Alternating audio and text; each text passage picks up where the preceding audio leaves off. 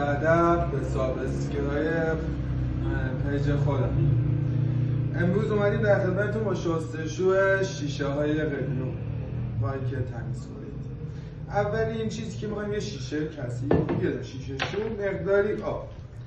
این که اولا از اینجا شیشه شو رو خم می‌کنید، یه ذره خم که بره داخلش، که این موردی که دقیقاً برسه به اینجا شیشه که تمیز بشه. و من میچرخونم یه دور تا آب بریزم واسه نگاه قشنگ که تمیز بشه. حالا آب بریزم.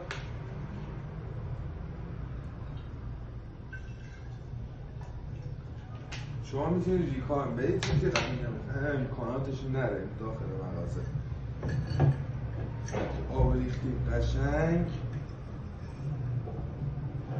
میکشیم.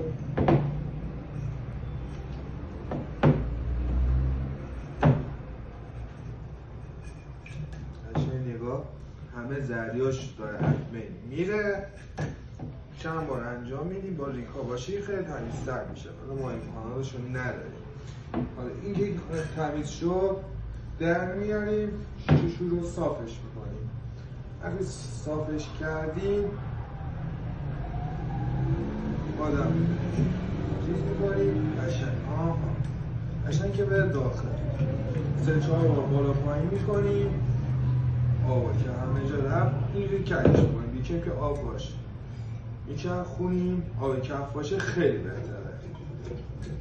2-3 بار پایین.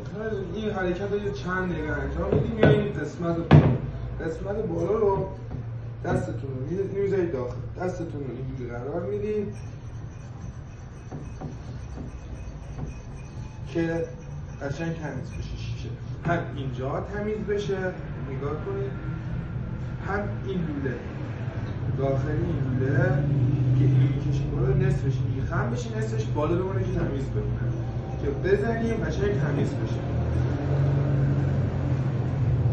دوباره میکنیم توش در میگم من اینجا ریکا ندارم، امکانات کمه که قشنگ نمیشه. حالا که در اینم بعد از شستشو که ما خالی کردیم قشنگ تمیز شدش. به عرضم شما که ممنون میشم کانال ما ساب اسکرای کنید، کامنت بذارید، حمایت کنید، لایک کنید که تا آموزش های بیشتر واسهتون بذارید. آموزش ها از تمیز کردن شیشه بگیر، تمیز کردن قلیون بگیر، درست کردن قلیون مسافرتی به بالا، حالا ترکیب تنباکو اینا ما که فعلا تازه شروع کردیم که کم کم انشاءالله به امید خدا به حمایت شما کم کم انجام میدیم.